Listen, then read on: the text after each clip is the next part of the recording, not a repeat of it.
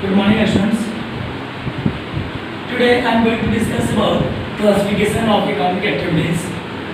Various economic activities can be classified into three sectors. देखिए जो economic activities है उसको तीन सेक्टर में क्लासिफाई किया गया है. First of all I will discuss about primary sector. देखिए primary sector, secondary sector, tertiary sector, ये मैं आपको 7 8 से बताते आ रहा हूँ और ये फिर से मैं से बताता हूँ. In this sector goods are produce by exploiting nature. इसमें गुड्स जो है वो कैसे प्रोड्यूस होते हैं? नेचर को एक्सप्लॉइट करके, मतलब प्रकृति द्वारा इसमें हमें गुड्स प्राप्त होते हैं. जैसे फॉरेस्ट्री हो गया, एग्रीकल्चर हो गया, फिशिंग हो गया, ये सब क्या है प्राइमरी सेक्टर के अंदर आते हैं.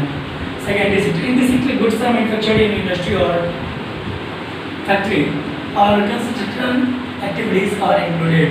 देखिए इंडस्ट्री सेकेंडरी सेक्टर में क्या होता है, इसमें गुड्स जो है वो इंडस्ट्री या फैक्ट्री में मैन्युफैक्चर किए जाते हैं और इसमें आपका कंस्ट्रक्शन एक्टिविटीज़ भी आ जाते हैं. कंस्ट्रक्शन एक्टिविटीज मीन्स कहीं मतलब जैसे कि बिल्डिंग तैयार हो रहा है या फिर किसी चीज़ को हम फिट कर रहे हैं तो कंस्ट्रक्शन एक्टिविटीज़ का अंतर्गत आ जाते हैं. नेक्स्ट हमारा tertiary sector. This sector provides various types of services like transport, education, banking, insurance and etc. ये सेक्टर जो है हमें को प्रकार के सेक्टर प्रोवाइड करते हैं. जैसे आपका हो गया बैंकिंग, इंश्योरेंस, ट्रांसपोर्ट, एजुकेशन, ये सब इसमें आ जाते हैं. In India traditionally there is division of labour between male and women, sorry man and women. देखिए भारत में जो है पारंपरिक तरीके से जो लेबर का डिवीजन होता है वो पुरुषों और स्त्रियों के बीच होता है. Activities of women generally looks after domestic affairs like cooking of food, washing of clothes, clearing of utensils, looking after children. देखिए औरतों का क्या एक्टिविटीज होता है कि औरतें जो है ये प्राय घरेलू मामलों में कार्य रहती है. जैसे आपका हो गया खाना बनाना, फिर कपड़े धोना, बर्तन साफ करना, बच्चों का देखरेख करना, तो ये सारे कामों में कार्यरत होती है औरतें. Human capital, it is the stock of skill and productive knowledge embodied in human beings.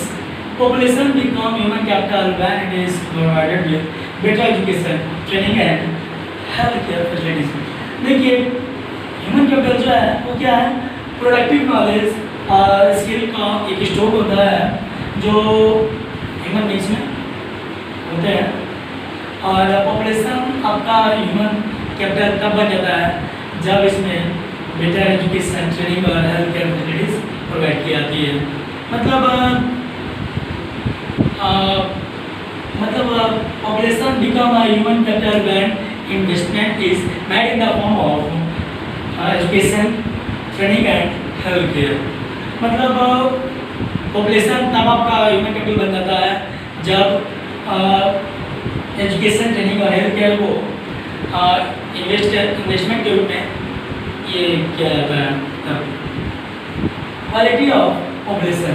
तो क्वालिटी ऑफ पॉपुलेशन का मैं बताता हूँ. Quality of population depends upon the literacy rate, life expectancy and skill formation required by the people of the country. देखिए quality of population जो है वो किन चीज़ पर डिपेंड करता है? लिटरेसी रेट, लाइफ एक्सपेक्टेंसी और स्किल फॉर्मेशन. ये सारी चीज़ जो है देश के नागरिकों द्वारा एक्वायर की जाती है. Role of education. अब मैं बताऊँगा आपको ह्यूमन कैपिटल में एजुकेशन का क्या रोल होता है.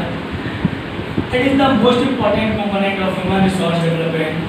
देखिए एजुकेशन की जो भूमिका है वो बहुत ही ज़्यादा इम्पोर्टेंट होता है और ह्यूमन रिसोर्स डेवलपमेंट में एजुकेशन का योगदान हो तो उसके बिना अधूरा माना जाता है. It contributes toward the growth of the society, enhances the national income, cultural business and increases efficiency of governance. देखिए इसका योगदान जो है वो सोसाइटी के बढ़ोतरी की ओर होता है. फिर इससे नेशनल इनकम में भी बढ़ोतरी होती है और सांस्कृतिक समृद्धता होती है और उसके साथ जो है ये गवर्नेंस के एफिशिएंसी में भी इंक्रीमेंट लाता है. In view of contribution toward the growth of the society, government expenditure on education as a percentage of GDP rose from 0.64 in 1951 to 52 to 3.98 in 2002 to 2003। देखिए, अगर कंट्रीब्यूशन के दृष्टिकोण से अगर बात किया जाए तो सोसाइटी का ग्रोथ में फिर एजुकेशन पर जो है गवर्नमेंट एक्सपेंडिचर होता है, वो आपको जीडीपी में आपको काफ़ी ग्रोथ हासिल किया है। 1951-52 में आपका जहाँ जीडीपी था आपको 0.64%, वो आपको बढ़कर हो गया 2003 में 3.98%। इसका मतलब कि एजुकेशन से भी जीडीपी में काफ़ी बढ़ोतरी पाई गई। मतलब पहले जो लोग कम एजुकेटेड है और धीरे धीरे जैसे समय बढ़ते हो गया वैसे सब लोगों का एजुकेशन का भी ध्यान आकर्षित हो गया और लोग भी इस तरह से पढ़ने लगे। हाँ, वो और नेशनल गोल इज 6% जीडीपी, और इस तरह से हमारा जो नेशनल गोल है वो 6% जीडीपी हो गया। Males are more illiterate, it also varies with urban and rural areas। अगर कंपेरिजन किया जाए एजुकेशन में मेल और फीमेल का, तो फीमेल की कंपेरिजन में मेल जो है वो ज़्यादा लिटरेट होते हैं और ये आपको अर्बन और रूरल एरिया में वेरी करते रहता है। There were 7.68 lakhs schools by 2004-05।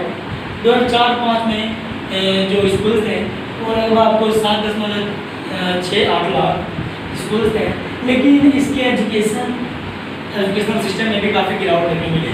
Reason ये कि पुअर क्वालिटी ऑफ स्कूलिंग, मतलब कुछ ऐसे स्कूल थे जहाँ पर पुअर क्वालिटी का एजुकेशन प्रोवाइड किया जाता था, ढंग टीचर भी मिलते हैं, जिसकी वजह से वहाँ का जो एजुकेशनल सिस्टम था वो डगमगा गया था, डैमेज हो गया था। And high drop out rates, इससे रेट में भी काफ़ी ज़्यादा गिरावट देखने को मिली है। Sarva Shiksha Abhiyan is a significant step towards providing elementary education to all children below the age of 14 years. और सर्व शिक्षा अभियान एक ऐसा सिग्निफिकेंट स्टेप था जो एलिमेंट्री एजुकेशन को प्रोवाइड करने के लिए इसे लाया गया था। और ये चीज़ जो है आपको सर्व शिक्षा अभियान वो 14 वर्ष से कम उम्र के बच्चों के लिए एजुकेशन प्रोवाइड किया गया। तो ये था हमारा आज का टॉपिक। बाकी जो बचा हुआ मैं कल करूँगा। Okay, thank you. आज के लिए इतना है।